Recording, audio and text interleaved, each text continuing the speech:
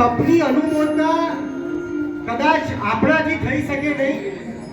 એક ખાલી એવી ભાવધારામાં ભીંજાવું છે કે જો એ ભાવધારામાં ભીંજાઈને પણ જો કંઈક અહીંયાથી પામી અને કંઈક અહીંયાથી લઈને ગયા ને તો આ પૂજાબેને કરેલો વર્ષી તપ અને વર્ષી તપમાં કરેલું માંસ ખમણ કે જેનો ઇતિહાસ સુવર્ણ અક્ષરે લખાવવાનો છે અને એમાંથી જો કંઈક પામીને ગયા તો પણ કદાચ આપણા ઉદ્ધાર થશે, આપણા ભવનો બેડો પાર થશે.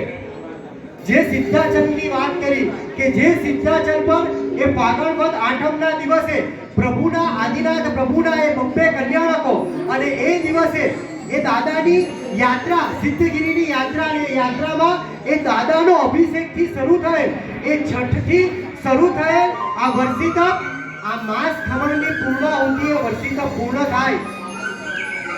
આ કઈ ધન્ય ધરા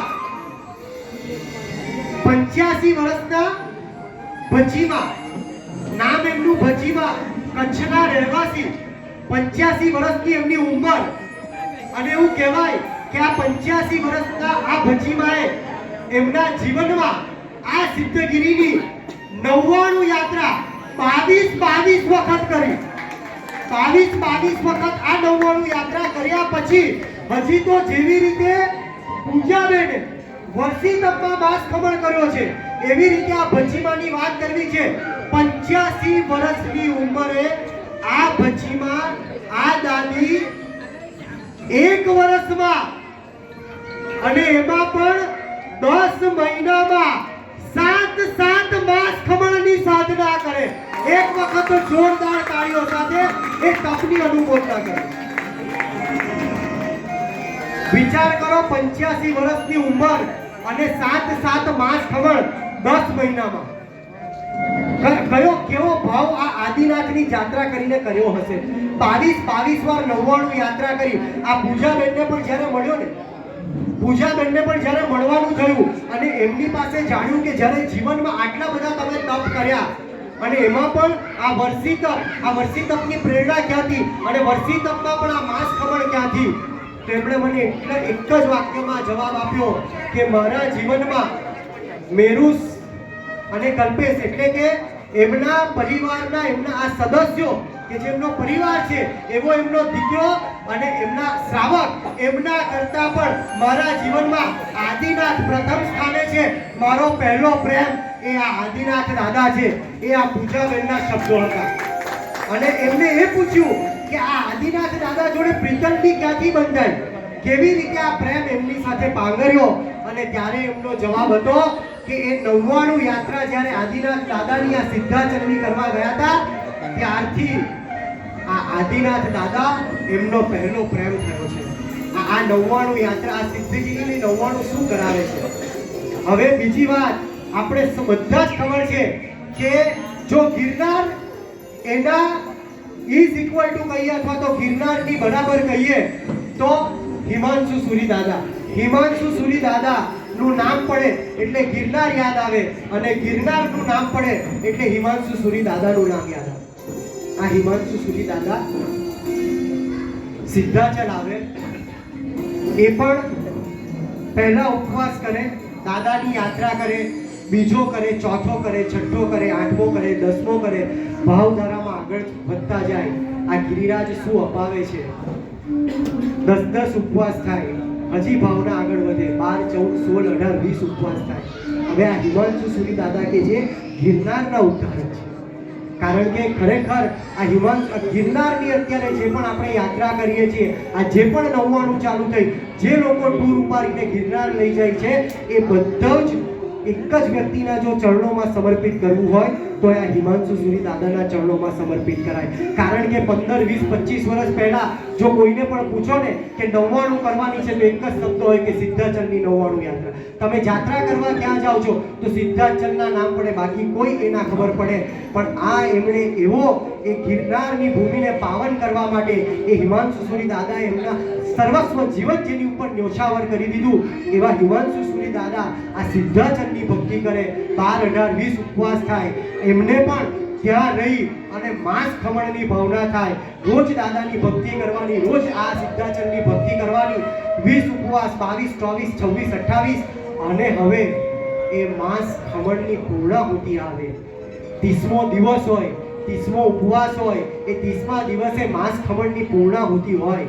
અને મેં તમને કીધું ને કે જ્યારે ઉપવાસ પૂરા થાય ને, આવા મોટા તપ પૂરા થાય ને, એટલે ફોકસ પારણા પર હોય. અને એવી રીતે 30મા ઉપવાસે આ હિમાંશુ સુરી દાદા માંસ ખમણ પૂર્ણ કરે. આજે 31મો ઉપવાસ છે હિમાંશુ સુરી દાદાનો. અને હિમાંશુ સુરી દાદા સિદ્ધાચલની યાત્રા કરવાનો વિચાર છે કે જે દાદાએ મારો માંસ ખમણ કરાયો એ દાદાના દર્શન કર્યા પછી જ પારણું કરવું છે. અને 31મા ઉપવાસે દાદાની ભક્તિ કરવા માટે ઉપર ચડે, ઉપર સિદ્ધાચલ પર જાય, દાદાની ભક્તિ કરવા બેસે, સમયનું ભાન ભૂલે, એમને ખ્યાલ ના રહે કે કેટલા વાગ્યા છે, શું થાય છે, શું થઈ રહ્યું છે, એમને કશી જ ખબર નથી. એ દાદાની ભક્તિમાં પાગલ બન્યા છે. આદિનાથ દાદાની ભક્તિમાં એવા લયલીન તલ્લીન બન્યા છે કે જેની કોઈ સીમા નથી. અને ત્યારબાદ એ ભક્તિ કરી અને લગભગ બપોરે 2 વાગે નીચે ઉતરવાની શરૂઆત કરે. અને નીચે ઉતરવાની શરૂઆત પણ ઘેટીની પાગ બાજુથી કરે.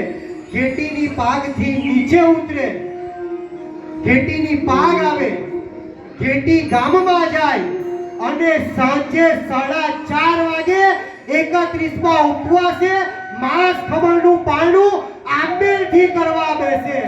આ હિમાંશુ સુરી દાદા. આ સિદ્ધાચલ શું આપે છે?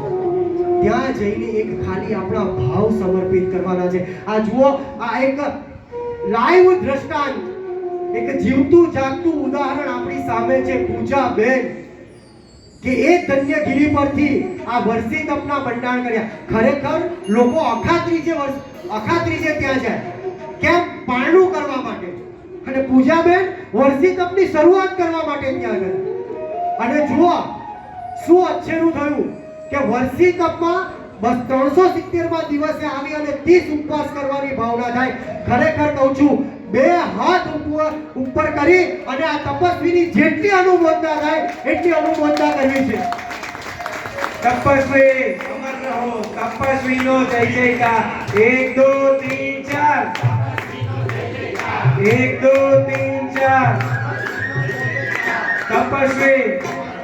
તપસ્વીનો. હવે આપણા કહું છું ને કે જ્યાં શ્રદ્ધાથી સમર્પણ થાય, જ્યાં દિમાગ અનવિઝિબલ થઈ જાય અને જ્યાં હૃદય વિઝિબલ થઈ, અને એમાં પણ એવી શાશ્વતી ભૂમિ, આ સિદ્ધગીરી એવી ભૂમિ કે જ્યાં તો જો તમે ત્યાં એને હૃદય આપો તો એ તમારી પાસે તમારા જીવનમાં ચમત્કારોની હારમાળા સર્જી દે. આવું જ બીજું એક શ્રાવકની વાત કરીએ.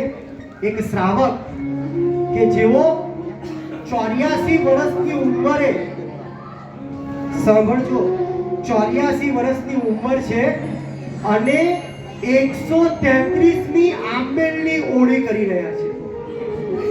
133મી 84 વર્ષની ઉંમર અને 133મી આંબેલની ઓળી ચાલે છે આ શ્રાવકને. અને આ શ્રાવક સિદ્ધાચલમાં છે, પાલીતાણામાં છે. દાદાની ભક્તિ કરે છે, દાદાની યાત્રા કરે છે અને હૃદયથી એને સમર્પિત થાય છે આ સિદ્ધાચલને. અને સિદ્ધાચલ શું કમાલ કરાવે છે! ઉંમર 84, ઓળી 133મી, અને આ 84 વર્ષની ઉંમરે 133મી આંબેલની ઓળીમાં આ શ્રાવક 99 યાત્રા કરે છે. તમે વિચાર તો કરો શું આપે છે આપણને. આપણે ઘણી વખત પાલીતાણા જઈએ ને અને આપણને અસાતા ઉત્પન્ન થાય ને, શરીરમાં એમ લાગે કે આજે પેટમાં મજા નથી, આજે માથું દુખે છે, આજે પગ ચાલતા નથી. અરે આ બધું તો છોડો, પગમાં કાકર વાગે ને તો આપણે ચપ્પલ પહેરી લઈએ છીએ. જે ગિરિરાજ પર આપણાથી પગ ના મુકાય એની યાત્રા આપણે ચપ્પલ પહેરીને કરીએ છીએ. વિચાર તો કરો, 84 વર્ષની ઉંમર, 133મી આંબેલની ઓળી ઓલરેડી સિદ્ધાચલની ભૂમિ પર છે. કેવું લખ લૂટ પુણ્યની ઉપાર્જન કરે છે, કેવી કર્મની નિર્જરા કરે છે, અને છતાં પણ એમને 99 કરવાની ભાવ પ્રગટે. આ ભૂમિ શું આપે છે? આપણે તો ફક્ત આજે અહીંયાથી આ વર્ષી તપના ને માસ ખમણના તપસ્વીના કાર્યક્રમમાં આવ્યા છે ને, તો હું તો કહું છું કદાચ એમના તપની અનુમોદના તમે અહીંયા આવીને કરો છો, હજી તમે આજે એમનું પારણું કરાવશો, એમના તપની અનુમોદના કરશો, એમના વધામણા કરશો, પણ હું ખરેખર કહું છું એમને જે આદિનાથ દાદા પ્રત્યેનો પ્રેમ છે ને, અને એ જે આદિનાથ દાદા જ્યાં બિરાજ્યા છે ને, અને કદાચ આપણા અહીંયાથી જેટલા પણ બેઠા છો એમાંથી ખાલી કોઈને પૂછું, બધાને પૂછું કે આટલામાંથી કોઈ એક જણ એવું ખરું કે જેને સિદ્ધાચલની યાત્રા ના કરી હોય? એક જણ ફક્ત, કોઈ જ નહીં. આ આપણને જૈનોને મળેલી, સ્વર્ગમાંથી મળેલી એવી અમૂલ્ય ચીજ છે કે જેનું ક્યારેય વર્ણન ના કરી શકાય. શાસ્ત્રકાર ભગવાન તો એવું કહે છે કે આ સિદ્ધાચલના જેટલા શિખરો છે ને, એ શિખરોને અમારું જો આ જે આયુષ્ય છે ને એ અનંત કાળ સુધી પણ કરી દે ને, તો પણ અમે આ સિદ્ધાચલના યથાર્થ ગુણગાન ગાવા માટે યોગ્ય નથી, અને એ સમય પણ અમારી પાસે પર્યાપ્ત નથી. આ સિદ્ધાચલ માટે ગુરુ જ્ઞાની ભગવંતો, કેવલી ભગવંતો જો આને વાત આવી કરતા હોય તો આજે એક નક્કી કરીને જઈએ કે હવે જ્યારે સિદ્ધાચલની યાત્રા ગમે ત્યારે કરવા જઈએ, પણ આજની આ તપની અનુમોદના અને જે આપણો આ સિદ્ધાચલ શાશ્વતો છે, આપણે પગરખા પહેરીને ક્યારેય એની યાત્રા નહીં કરી, ક્યારેય નહીં કરી. કારણ આ સિદ્ધાચલની ભૂમિ એવા એના લાખ વંદન કરવાનું મન થાય, અને એની ઉપર આપણા આદિનાથ દાદા એક છેલ્લું દ્રષ્ટાંત આપવું છે. પૂજાબેન તમે પણ 99 કરી છે, રત્નાભાઈ તમે પણ 99 કરી છે, આમાંથી પણ ઘણા બધા હશે કોને 99 યાત્રા કરી છે? 99 યાત્રા, કુકુ વનુ બોલતા 99 યાત્રા કરવા આપણી વચ્ચે અત્યારે 4 થી 5 આરાધકો છે કે જેમણે આ સિદ્ધાચલની 99 યાત્રા કરી છે. અને આ જ્યારે સિદ્ધાચલની વાત નીકળે છે ને, ખરેખર સમયનું ભાન ભૂલી જવાય છે. સમય ખૂબ જ ઓછો છે, પણ છતાં આ છેલ્લું એક દ્રષ્ટાંત લેવું છે કે પૂજાબેન આપણે ત્યાં વર્ષિતમ 2 કરીએ, બરાબર છે, 99 આપણે 1 કરીએ, પણ હમણાં જ કીધું એમ કે 22 વાર 99 કરી છે. જીવનમાં ફરી વખત જો શક્ય બને ને તો બીજી વખત 99 યાત્રા અવશ્ય કરજો. આ અત્યારે એપ્રિલ અને મેનો મહિનો ચાલે છે. કેટલાય બાળકો અત્યારે આપણે જ્યારે બહાર ટેમ્પરેચર ગણીએ છીએ ને, હવે તો બધાના મોબાઈલમાં smart mobile, smart watch check કરીએ કેટલું ટેમ્પરેચર, 43, 44, 45, 42. અત્યારે કેટલાય બાળકો આ શેત્રુંજયમાં 40-42 ના ટેમ્પરેચરમાં ત્યાં 99 કરતા હશે. આ 99 આરાધકો જે ત્યાં યાત્રા કરે એમાંનો સુરતનો એક છોકરો સૌમિલ, જેનું નામ, 17 વર્ષની એની ઉંમર, અને ત્યાં 99 કરવા માટે જાય, અને 99 કરવા માટે જાય ગુરુ ભગવંત પાસે. આ સિદ્ધાચલની ભૂમિના આ ભાવ સાંભળે, ત્યાંના મહત્વ સાંભળે, ત્યાંનો પ્રભાવ જાણે, અને એને એમ થાય કે હું આ ગિરિરાજ માટે બીજું શું કરી શકું. 99 યાત્રા તો બધા અમે કરવા છે. જેવી રીતે પૂજાબેનને મન થયું ને કે 354 આરાધકો વર્ષી તપ કરી રહ્યા છે, મારે કંઈક મારા દાદા જોડે તો મારો પહેલો પ્રેમ છે, આવો પ્રેમ તો કદાચ કોઈને હોય જ ના શકે. અને એટલા માટે જ એમણે દાદાને એક સ્પેશિયલ આપવા માટે એમણે છેલ્લે માસ ખમણ કર્યું. એવી રીતે આ દીકરાને મન થયું કે 99 યાત્રા કરવા તો અમે બધા આવ્યા છે, હું કઈ રીતે આની અલગ રીતે યાત્રા કરું. અને એટલે જ આપણે બધા દેરાસરમાં છીએ તો આપણે બધાને ખબર છે કે આપણે છે ને દાદાને પૂઠ ના પાડીએ. કેમ? કારણ કે અરિહંત પ્રભુ, વિતરાગ પ્રભુને પૂઠ ના પડાય. અને તે વખતે આ ગિરિરાજની ભૂમિએ આના હૃદયનું સમર્પણ કેવું હશે, આ 17 વર્ષના યુવાનનું, એ સૌમિલ દીકરાનું, કે એને એમ થાય કે ભગવાનને પૂઠ ના થાય ને તો આ ગિરિરાજને પૂઠ કેવી રીતે થાય. અને એટલા માટે 99 યાત્રા કરવા માટે જે ગયો છે, અને એક દિવસ સીધો ચડીને દાદાની યાત્રા કરે છે. ઉતરવાનો સમય થાય છે અને ભાવ જાગે છે, મારે આજે આ ગિરિરાજને પૂઠ નથી પાડવી. અને એટલા માટે એ ઊંધો બધા જ પગથિયા ઉતરીને નીચે ઉતરે કે આજે આ ગિરિરાજને મારે પૂઠ નથી પાડવી. આપણે 3500 પગથિયા ઉપર ચડીએ ને 3500 પગથિયા નીચે ઉતરવાના, એ પણ ઊંધા. આ ભાવ જાગ્યો, એક પગથિયા નીચે ઉતરે છે, અને છેલ્લે 3500 પગથિયા પૂઠ ના પડે એ રીતે ગિરિરાજને નીચે ઉતરે છે. શું આના ભાવ હશે? એક વખત જોરદાર એની અનુમોદના કરી એના તપની. અને હજી અહીંયા નથી અટકતી. આ એક યાત્રા કરીને નીચે આવે છે, ગુરુ ભગવંત પાસે જાય છે, અને ગુરુ ભગવંતને કહે છે કે કાલે તમે ગિરિરાજની આ વાત કરીને ભગવંત ગુરુ મહારાજ આજે મેં ગિરિરાજને પીઠ ના પડે ને એ રીતે 99, આજે મેં એ રીતે ઉતર્યો છે. અને ગુરુ ભગવંત ખુશ થાય, ગુરુ ભગવંતની આંખોમાં આંસુ આવે, કારણ કે ગુરુ ભગવંતને ખબર છે કે આ સિદ્ધાચલ શું ચીજ છે. અને એટલા માટે એમની આંખમાં આંસુ આવે, અંતરથી અનુમોદના કરે, એને આશીર્વાદ આપે, અને દીકરો પણ નાચી ઉઠે કે ગુરુ ભગવંત મારા આટલા બધા ખુશ થાય.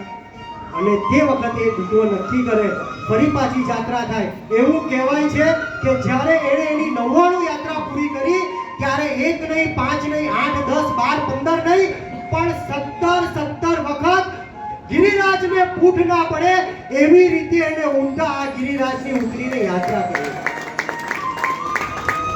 આ ગિરિરાજ છે. બસ આજે અહીંયા આવ્યા છો આ તપસ્વીની તપની અનુમોદનાર્થે, આ ગિરિરાજની આ પ્રેમ, આ ગિરિરાજનું એવું સમર્પણ રાખીએ કે ત્યાં જઈને યાત્રા કરીએ છીએ પણ ત્યાં જઈને આશાપના ન કરીએ, ત્યાં જઈને વિરાધના ના કરીએ, કારણ કે તમને, મને અને બધાને જો સિદ્ધ ગતિમાં લઈ જવા વાળો હોય તો આ ફક્ત અને ફક્ત ગિરિરાજ જ છે. આ ગિરિરાજની આ વાત અહીંયા પૂર્ણ કરીએ એક સરસ મજાનું ભક્તિ ગીત, અને ત્યાર પછી તરત આપણે દેવગુરુના વધામણા કરાવવા છે. દેવગુરુના વધામણા, પણ એની પહેલા એક સરસ મજાનું ભક્તિ ગીત.